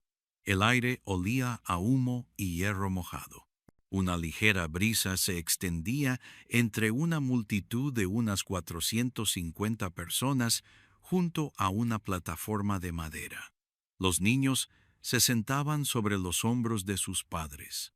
Las mujeres sostenían paraguas para protegerse del sol. Los hombres se apoyaban en bastones, todos mirando hacia las vías del tren. No estaban allí para un desfile ni una visita real. Vinieron a ver algo nuevo, algo hecho por manos humanas. En medio de la multitud se alzaba una pequeña locomotora de vapor negra. Emitía un suave silbido, como si respirara. Su nombre estaba pintado en un lateral: Locomoción No. 1. No fue la primera máquina de vapor jamás construida. Ni siquiera era la más grande, pero fue la primera construida para transportar algo importante: personas. Para los habitantes de Darlington, la idea de viajar en tren era extraña y emocionante. En aquella época, los caballos y las carretas seguían siendo el principal medio de transporte. Era lento, accidentado y frío. Los caminos estaban embarrados y el viento azotaba la cara. Pero este tren, aunque se desplazaba a solo unos 24 kilómetros por hora, podía llevar a la gente a Stockton-on-Tees en menos de 2 horas. Un viaje que antes tomaba un día entero ahora podía hacerse en una mañana. El motor emitió una fuerte bocanada de vapor. Las piezas metálicas encajaron en su lugar. Entonces, las ruedas empezaron a girar. La multitud se quedó boquiabierta. Algunos lanzaron sus sombreros al aire. Los niños gritaron de alegría. A medida que el tren avanzaba y ganaba velocidad sobre las nuevas vías, algo grande estaba sucediendo. Se estaba haciendo historia, aunque en aquel entonces la gente no lo comprendía del todo. Era la primera vez en el mundo que un tren de vapor transportaba pasajeros. Fue un viaje sencillo, solo 40 kilómetros por la campiña, pero durante ese corto trayecto, todo empezó a cambiar. Se cruzó una línea de los viejos tiempos a una nueva era. Esa tranquila mañana en Inglaterra es donde comienza nuestra historia. Para comprender verdaderamente la magnitud de este momento, debemos mirar atrás, no solo al pasado, sino a cómo vivía la gente en aquel entonces. Imaginen un mundo sin motores, sin luces, sin teléfonos, sin televisores, sin electricidad en ningún hogar, sin grandes fábricas, sin chimeneas altas. Imagina pequeños caminos que atravesaban pequeños pueblos. El único sonido eran los cascos de los caballos sobre las calles de piedra. La gente trabajaba al aire libre durante el día, en granjas o haciendo cosas a mano. Por la noche, usaban velas o se sentaban en la oscuridad. La vida era sencilla y lenta. Había sido así durante siglos.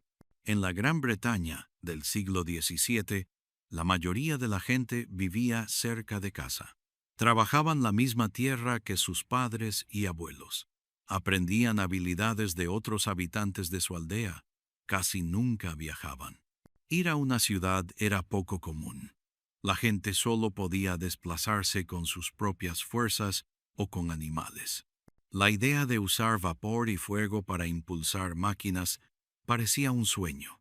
La palabra industria no significaba máquinas ni fábricas ruidosas. simplemente significaba trabajo duro, cultivar, tejer o construir, todo al ritmo lento de la naturaleza. Pero en el siglo XVIII, las cosas empezaron a cambiar. No deprisa, no de forma estrepitosa, sino lentamente, como un fuego que calienta una habitación fría. Se compartían nuevas ideas, se construían nuevas herramientas. Las máquinas ahora podían hilar más rápido. Las bombas ayudaban a extraer agua de las minas profundas. Las herramientas moldeaban mejor el metal. El lento estilo de vida que se había mantenido igual durante tanto tiempo estaba empezando a acelerarse. En las páginas siguientes, exploraremos el corazón de la revolución industrial, una época en la que la invención se encontró con la oportunidad y el mundo cambió radicalmente. Conoceremos a los pensadores, constructores y líderes empresariales que la impulsaron a crecer. Nos adentraremos en minas de carbón, fábricas de algodón y calles concurridas. Veremos cómo un pequeño instante en un andén de Darlington se extendió a través de los países y del tiempo. Es fácil pensar que la revolución industrial se limitó a las máquinas, una lista de motores y herramientas. Pero, como aquel día de 1825, también fue muy humana. Se sintió en las manos de los trabajadores, en los pulmones de los mineros del carbón y en la esperanza de las familias que soñaban con una vida mejor. Y como todos los grandes cambios, empezó con un viaje corto que condujo a muchos más, una estela de vapor y humo, una nueva mañana que nunca terminó. Gran Bretaña, antes de la industria, antes de que el estruendo de las máquinas llenara las naves industriales y el humo negro se elevara de las altas chimeneas, Gran Bretaña era un lugar más tranquilo, no silencioso, sino tranquilo, con su propia música. Se oían las ovejas en las colinas, el susurro de las guadañas cortando la hierba en verano, el sonido de los cascos de los caballos en los caminos de piedra y el suave zumbido de las ruedas giratorias dentro de las casas. La vida transcurría a un ritmo más lento, un ritmo marcado por las estaciones y la salida y puesta del sol, no por las máquinas. Para entender cuán grandes fueron los cambios de la revolución industrial, primero tenemos que detenernos y mirar cómo era la vida antes de que todo comenzara. Es a principios del siglo XVIII. La campiña británica es verde y está llena de vida. Los pequeños campos están divididos por setos. Pequeños pueblos se asientan entre bosques y ríos. Más del 80% de la población vive en el campo. La mayoría son agricultores, pastores o artesanos. Un hombre puede trabajar en la misma parcela que su bisabuelo. Una mujer puede hilar lino, tal como le enseñó su abuela. Los niños empiezan a ayudar desde pequeños, no en las escuelas, sino en las cocinas, los campos y las pequeñas tiendas. El trabajo es duro y lento. Las herramientas son sencillas y a menudo se fabrican a mano. Un carpintero tiene sus cinceles, una tejedora su telar y un herrero su martillo y yunque. La gente fabrica cosas cuando las necesita, y si algo se rompe, lo arregla. Nada se desecha fácilmente. Todo lleva tiempo, así que todo se valora. El tiempo, no el dinero, es la medida de la vida. Hay relojes, pero no en todos los hogares. Las familias adineradas suelen tener un reloj alto en el pasillo, marcando las horas. Las iglesias tocan las campanas para indicar la hora, oraciones de la mañana, mediodía, tarde, pero la mayoría de la gente mide la hora mirando el cielo, observando las sombras en el suelo o fijándose en la duración del día. Las tardes son tranquilas y sencillas. El fuego arde en la chimenea. Las familias se reúnen a la luz de las velas o de las lámparas de aceite. Las comidas son sencillas, quizá guiso, pan y un poco de carne salada. La diversión surge del hogar, canciones que se transmiten de generación en generación, cuentos antiguos, costura, talla de madera o lectura. Si alguien en casa sabe leer, la mayoría de la gente no puede. Leer y escribir aún no son comunes. Hay pocas escuelas, sobre todo en el campo. Los niños suelen aprender el trabajo de su padre. Las niñas ayudan en las tareas de su madre. La infancia termina prematuramente. Los niños asumen responsabilidades desde pequeños. La gente no vive tanto como nosotros ahora, pero eso no siempre significó que fueran infelices. Simplemente, así había sido la vida siempre. La gente todavía intercambia mercancías.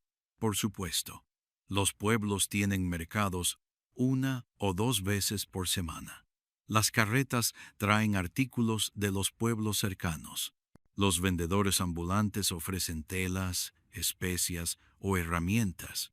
Se intercambian monedas. Se hacen tratos. Pero la idea de fabricar cientos de ejemplares del mismo artículo en una fábrica aún no existe. Cada objeto es especial, hecho por una persona, con manos, habilidad y cuidado. ¿Y viajar?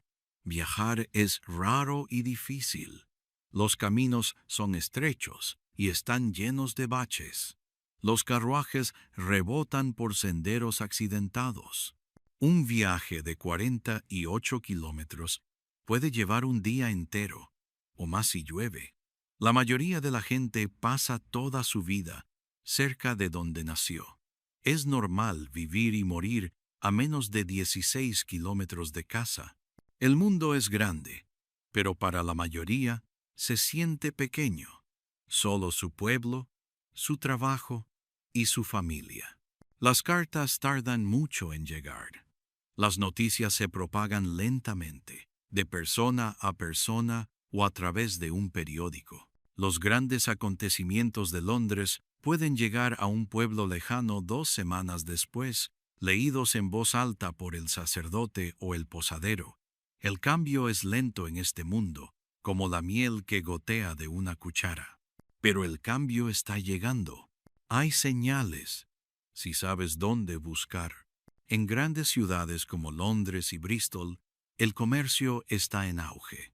Barcos regresan de lugares lejanos con azúcar, tabaco, té y algodón. El imperio británico se extiende por el mundo. Fluye dinero nuevo, no de forma justa, pero suficiente para cambiar las viejas costumbres. Los bancos crecen. Se forman grandes grupos empresariales. Los comerciantes se enriquecen y se vuelven poderosos. Los terratenientes quieren más que cosechas. Buscan ganancias. Algunas leyes cambian. Las tierras comunales son expropiadas y vendidas. Muchos pequeños agricultores pierden sus tierras y tienen que trabajar a cambio de un salario. El funcionamiento de la sociedad está cambiando poco a poco. En pequeños hogares y talleres, los inventores piensan y experimentan. Algunos son hombres con una buena formación. Otros son trabajadores locales, herreros, relojeros o constructores. Juegan con engranajes, prueban bombas y palancas. Se hacen preguntas sencillas. ¿Podría este trabajo ser más rápido? ¿Podría una máquina hacerlo por nosotros? Estas pequeñas preguntas se convertirán en algo mucho más grande. Y ahora, nos encontramos entre dos tiempos diferentes. Atrás quedó el mundo de la artesanía y los viajes tranquilos. Una época en la que la gente caminaba, trabajaba con esmero y medía el tiempo con velas y manos doloridas. Una época en la que cada objeto tenía una historia y cada hora se ganaba.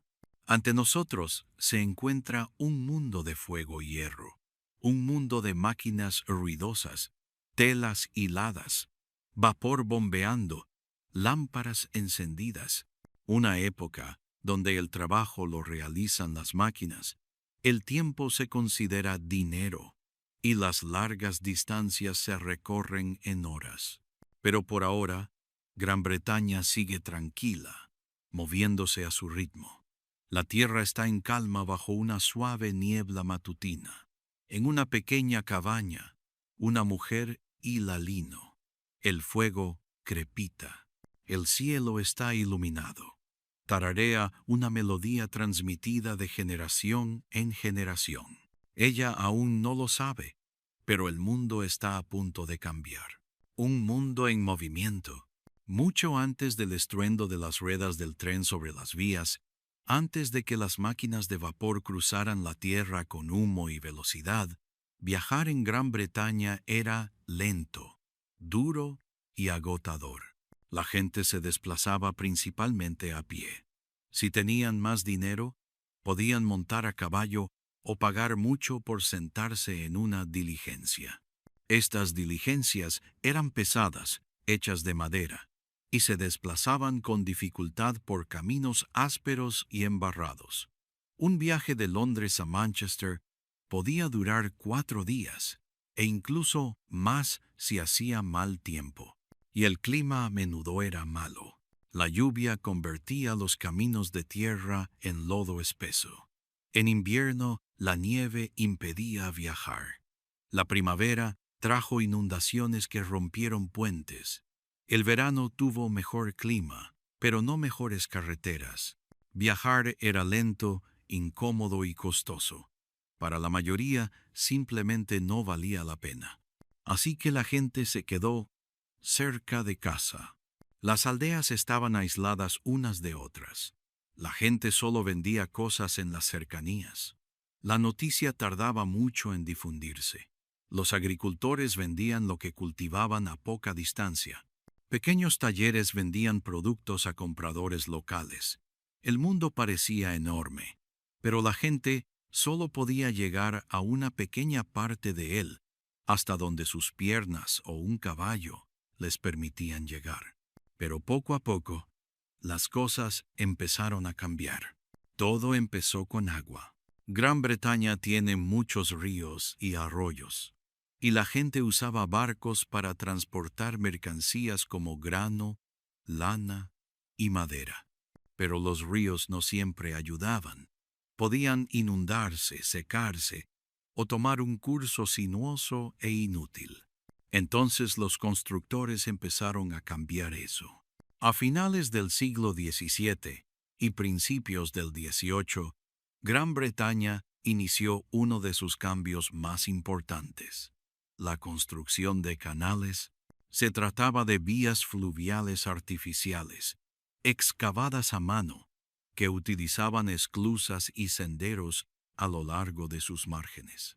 Permitían transportar objetos pesados como carbón, hierro y cerámica con mayor facilidad que las carretas. Las barcazas eran arrastradas por caballos que caminaban a su lado. Un solo caballo podía jalar una barcaza con 30 toneladas de mercancías. El agua no tenía baches ni fricción como las carreteras, así que era más tranquila. Los canales no eran rápidos, pero sí estables. Y para los negocios, eso era lo que importaba. El canal de Bridgewater, construido en 1761, fue uno de los primeros y más importantes. Se construyó para transportar carbón desde Worsley hasta Manchester. Redujo el precio del carbón a la mitad. Esto ayudó a la gente a calentar sus hogares y a operar maquinaria por menos dinero. Los canales facilitaron y abarataron el transporte de mercancías, lo que impulsó el crecimiento de las fábricas. A finales del siglo XVIII, más de 6.4 kilómetros de canales conectaban pueblos y fábricas por toda Gran Bretaña. No solo transportaban mercancías, sino también cambio. Luego, vinieron mejores carreteras. Durante siglos, las carreteras británicas no eran más que caminos embarrados. Los pequeños pueblos intentaron arreglarlas, pero no tenían suficiente dinero. Entonces surgieron los trusts de peajes, grupos a los que se les permitía cobrar peajes para reparar y mantener las carreteras. Estas nuevas carreteras se construyeron con piedra y mejor drenaje. Se mejoraron los puentes. Viajar se hizo más fácil. Las compañías de diligencias comenzaron a ofrecer viajes regulares. Anunciaban lugares, horarios e incluso comodidades, algo novedoso en aquel entonces. Las diligencias empezaron a conectar grandes ciudades como Londres, Birmingham, Leeds y Edimburgo. El correo se repartía más rápido. La gente empezó a imaginar a Gran Bretaña como un país conectado. Pero las carreteras todavía tenían problemas. Los caballos se cansaban. Los carruajes se averiaban. El mal tiempo aún podía impedir los viajes. La gente quería algo más fuerte y fiable. Ese algo era vapor. Antes de los trenes, la energía del vapor se utilizaba en los barcos. A finales del siglo XVIII, los inventores incorporaron máquinas de vapor a los barcos. La idea era simple.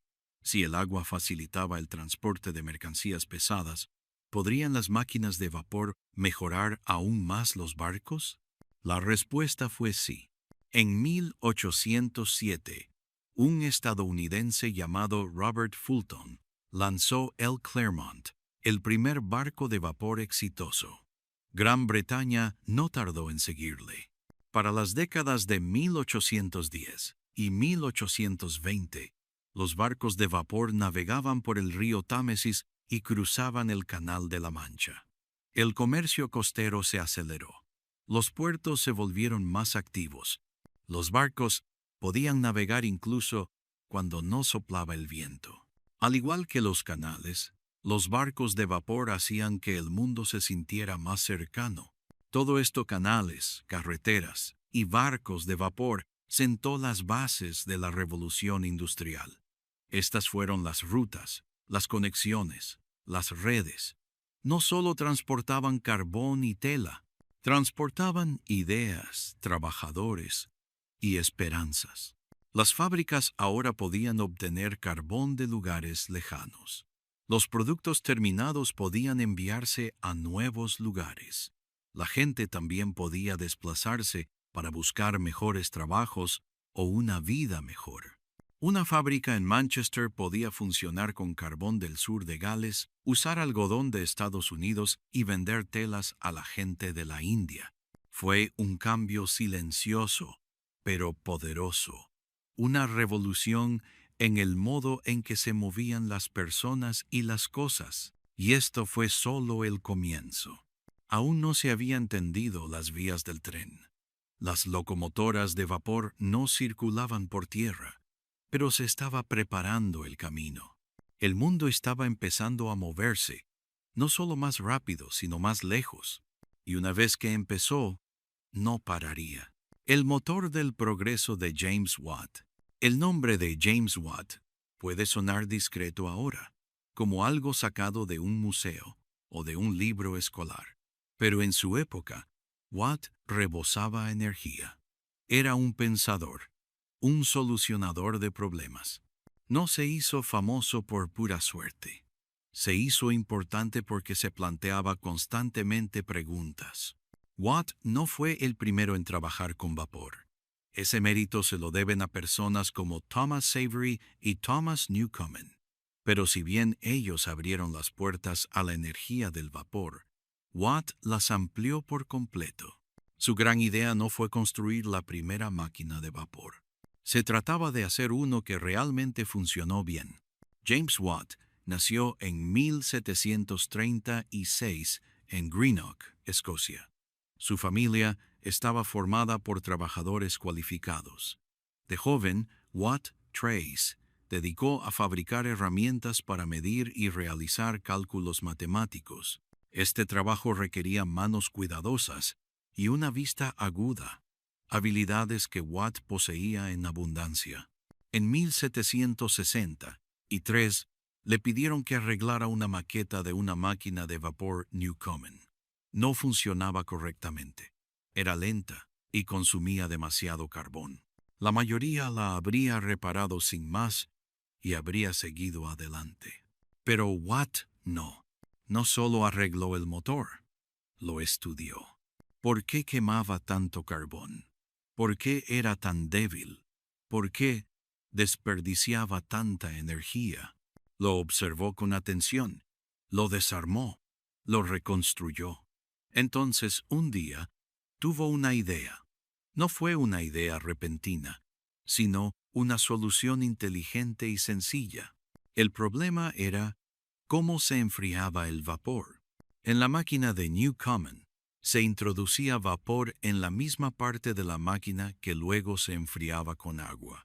Esto implicaba que el cilindro debía calentarse de nuevo con cada carrera, lo que suponía un gran desperdicio de energía. Watt preguntó, ¿qué pasaría si mantuviéramos el cilindro caliente y enfriáramos el vapor en otro lugar?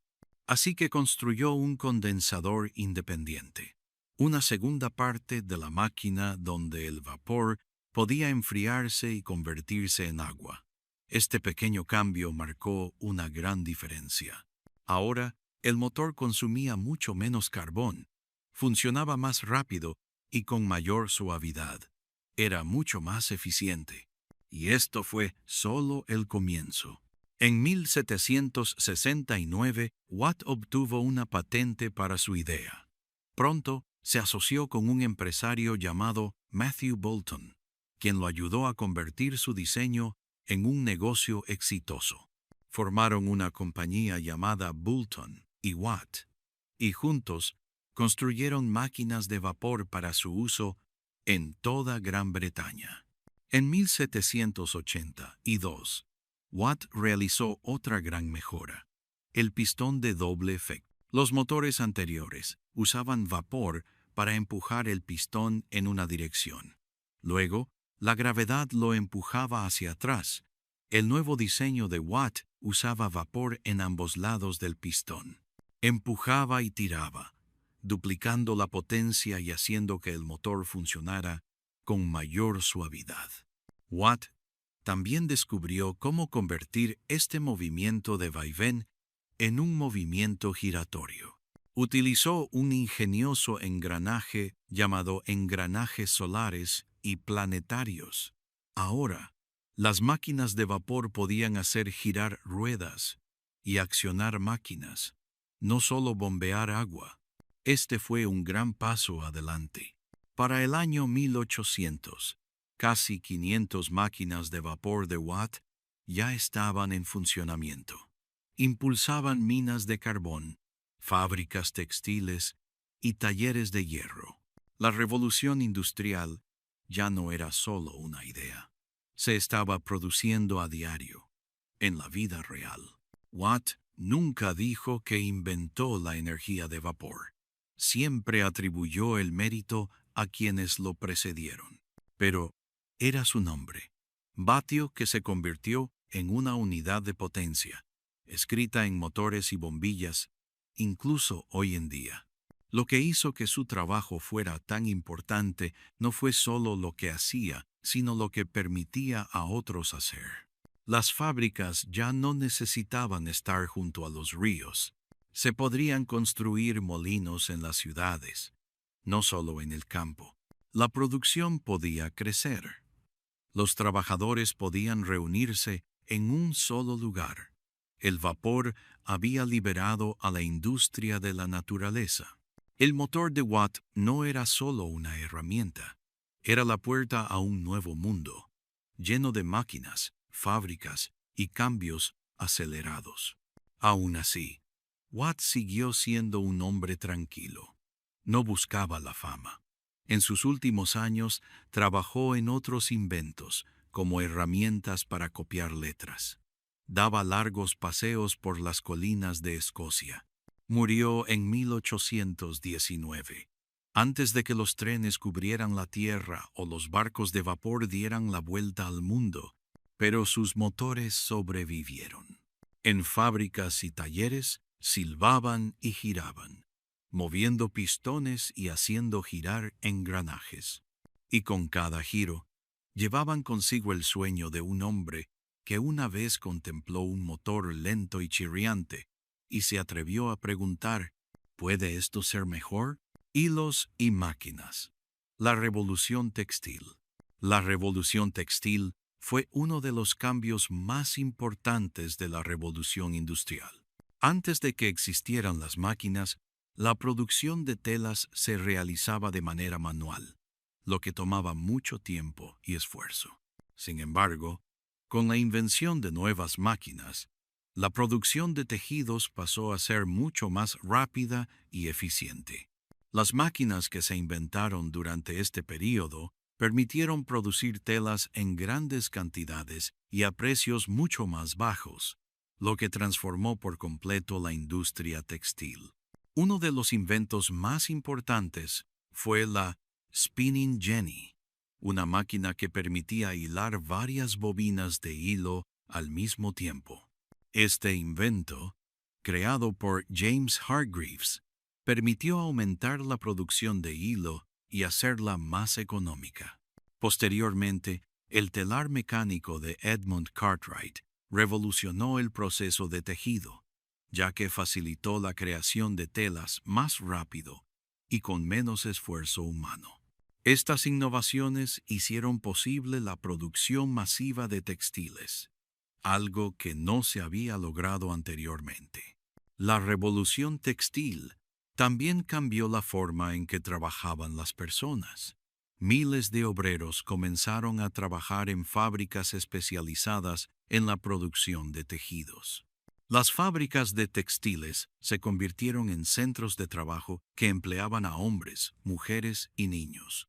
Aunque las fábricas produjeron muchos productos y aumentaron la economía, las condiciones laborales eran duras. Los trabajadores pasaban largas horas en espacios ruidosos y peligrosos, lo que llevó a que surgieran movimientos laborales para mejorar las condiciones de trabajo. A pesar de las dificultades, la revolución textil fue fundamental para el crecimiento de la industria. Permitió que se produjeran grandes cantidades de textiles, lo que impulsó el comercio y cambió la economía mundial. Las máquinas y los avances en la tecnología textil marcaron el comienzo de una nueva era en la producción y el comercio de bienes. El combustible subterráneo. El poder oscuro del carbón. El carbón fue una de las fuentes de energía más importantes durante la revolución industrial. Este combustible subterráneo, que se extraía de minas profundas, permitió el funcionamiento de las fábricas, trenes y barcos, impulsando el desarrollo de nuevas tecnologías y cambios en la vida cotidiana. Antes de la llegada del carbón, la energía se obtenía principalmente de fuentes naturales, como el viento, el agua o la madera. Sin embargo, el carbón ofreció una fuente de energía mucho más potente y constante, lo que permitió a las máquinas trabajar de manera continua. La minería del carbón se convirtió en una industria vital. Sin embargo, extraer el carbón de la tierra no era tarea fácil. Los trabajadores de las minas enfrentaban condiciones extremadamente duras. Pasaban largas horas en túneles oscuros y peligrosos, a menudo expuestos a accidentes, enfermedades respiratorias y, en algunos casos, incluso a la muerte. A pesar de estas difíciles condiciones, la demanda de carbón era tan alta que las minas continuaron operando sin cesar. El carbón permitió el desarrollo de la industria en gran parte del mundo. Las fábricas necesitaban grandes cantidades de energía para alimentar sus máquinas, y el carbón se convirtió en el combustible más utilizado. Los trenes y barcos impulsados por carbón cambiaron la forma en que las personas y las mercancías se desplazaban, facilitando el comercio y la expansión de las ciudades. Aunque el carbón fue crucial para el progreso industrial, también trajo consigo consecuencias negativas. La quema de carbón liberaba grandes cantidades de humo y gases tóxicos, lo que generó graves problemas de contaminación. Sin embargo, en su momento, el carbón fue considerado un recurso indispensable para el crecimiento económico y el avance de la tecnología. La construcción de sindicatos, el auge del poder colectivo, a medida que los trabajadores luchaban por mejores condiciones laborales, comenzaron a entender que la unidad era clave para lograr cambios significativos. Así nació la idea de los sindicatos, organizaciones creadas para defender los derechos de los trabajadores y mejorar su situación en las fábricas. Los primeros sindicatos fueron formados por obreros que se unieron para exigir mejores salarios, una jornada laboral más corta y condiciones de trabajo más seguras. Estos grupos representaban una fuerza colectiva que podía hacer frente a los poderosos dueños de las fábricas y a las autoridades. Los sindicatos ayudaron a los trabajadores a organizar huelgas, protestas y negociaciones con los empleadores. Estos movimientos fueron esenciales para que los trabajadores pudieran tener voz en las decisiones que afectaban su vida diaria. Al principio, los sindicatos fueron vistos con desconfianza tanto por los empleadores como por el gobierno, pero con el tiempo, su poder colectivo se hizo cada vez más claro. Los trabajadores se dieron cuenta de que si se unían, podían cambiar las condiciones de trabajo que antes parecían inamovibles. Los sindicatos no solo luchaban por mejores salarios y condiciones, sino que también lucharon por la creación de leyes laborales que protegieran a los trabajadores. A lo largo de los años, lograron que se establecieran jornadas laborales más cortas, el derecho a un salario justo y la regulación del trabajo infantil. Aunque el camino hacia estos avances fue largo y estuvo lleno de desafíos, los sindicatos fueron fundamentales para la mejora de las condiciones laborales en muchas partes del mundo. El auge del poder colectivo significó que los trabajadores ya no estaban solos frente a los empleadores. Los sindicatos demostraron que, al unirse, podían cambiar el rumbo de la historia y luchar por un futuro más justo para todos. El peso del progreso. Reflexiones sobre la era industrial. El motor se enfría. El humo se desvanece. El martillo se detiene. Y cuando el ruido finalmente desaparece, lo que queda no es solo lo que se hizo, sino el recuerdo de cómo se hizo. La memoria de lo construido y lo que costó. La revolución industrial cambió el mundo. No a través de guerras o batallas ruidosas, sino a través de un cambio lento y constante.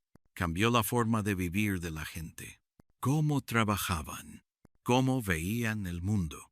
Brindó nuevas oportunidades, cerró viejos caminos y planteó preguntas que todavía estamos tratando de responder. Para los ricos y poderosos, este momento pareció un milagro. Los propietarios de fábricas se convirtieron en líderes ricos. Los comerciantes se convirtieron en banqueros. Las ciudades se convirtieron en centros de dinero y máquinas. El acero se convirtió en vías de tren. El algodón convertido en riqueza. Un niño en la humeante Manchester ahora no solo podía soñar con sobrevivir, sino también con ascender. La clase media creció. Los bancos se hicieron más grandes. La ciencia avanzó.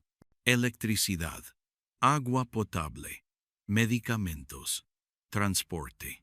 Muchas de las cosas que hoy llamamos vida moderna comenzaron durante estos años. Pero el progreso siempre tuvo un precio. Llegó con humo en los pulmones de la gente, con las manos doloridas trabajando máquinas, con infancias transcurridas en silencio bajo grandes máquinas de tejer, con ríos vueltos negros y cielos llenos de nubes grises, con personas enterradas bajo fábricas y minas de carbón caídas.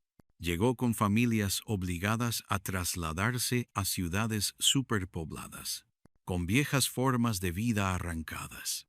Comunidades enteras fueron dejadas de lado, solo para que las máquinas de Londres o Berlín pudieran funcionar más rápido.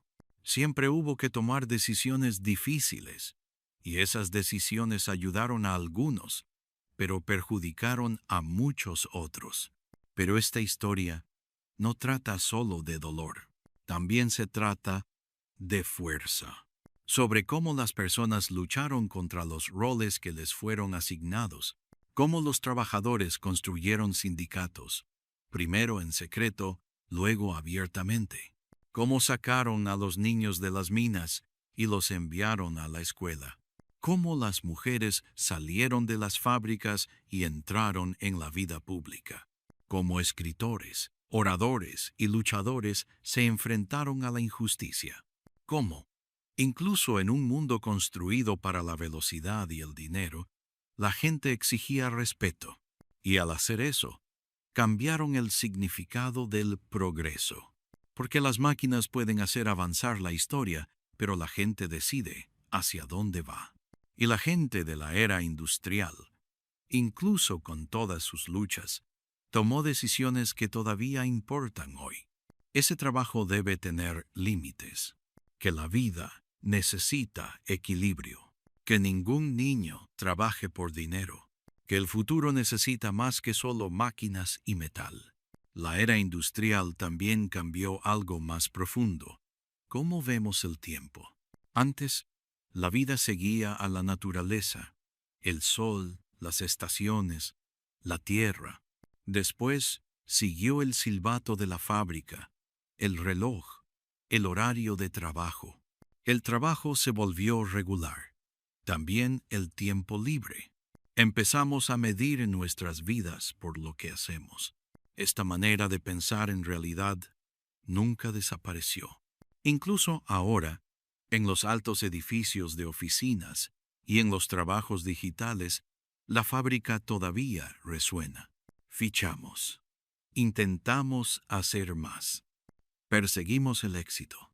Medimos nuestro valor por lo que producimos. Así que, cuando miramos atrás a la era industrial, tal vez la pregunta más importante no sea ¿qué creó?, pero ¿qué nos enseñó? Nos enseñó que los sistemas sin cuidado pueden dañar a las personas. Esa velocidad sin pensamiento conduce a la injusticia. Que los inventos deben venir con bondad. Que el futuro debe construirse para todos, no solo para el lucro. Y cuando suficientes personas alzan la voz, incluso el sistema más grande puede cambiar de dirección. Hoy en día, todavía vivimos con lo que ese tiempo dejó atrás. Nuestras ciudades fueron moldeadas por decisiones tomadas en el siglo XIX. Nuestras economías todavía siguen el capitalismo temprano. Nuestro planeta todavía sufre los daños causados por el carbón y el humo, pero también lo son nuestros derechos.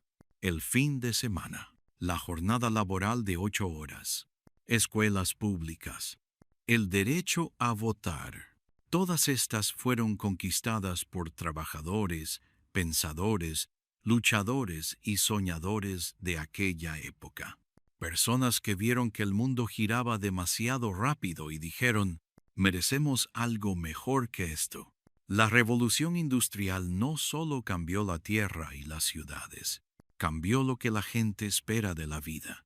Nos mostró que las máquinas pueden crear riqueza, pero solo las personas pueden crear justicia. Ese es el verdadero regalo de esa época. No el humo, ni el acero, ni la velocidad, pero las voces que se alzaban en su interior y sigue en pie hoy en día.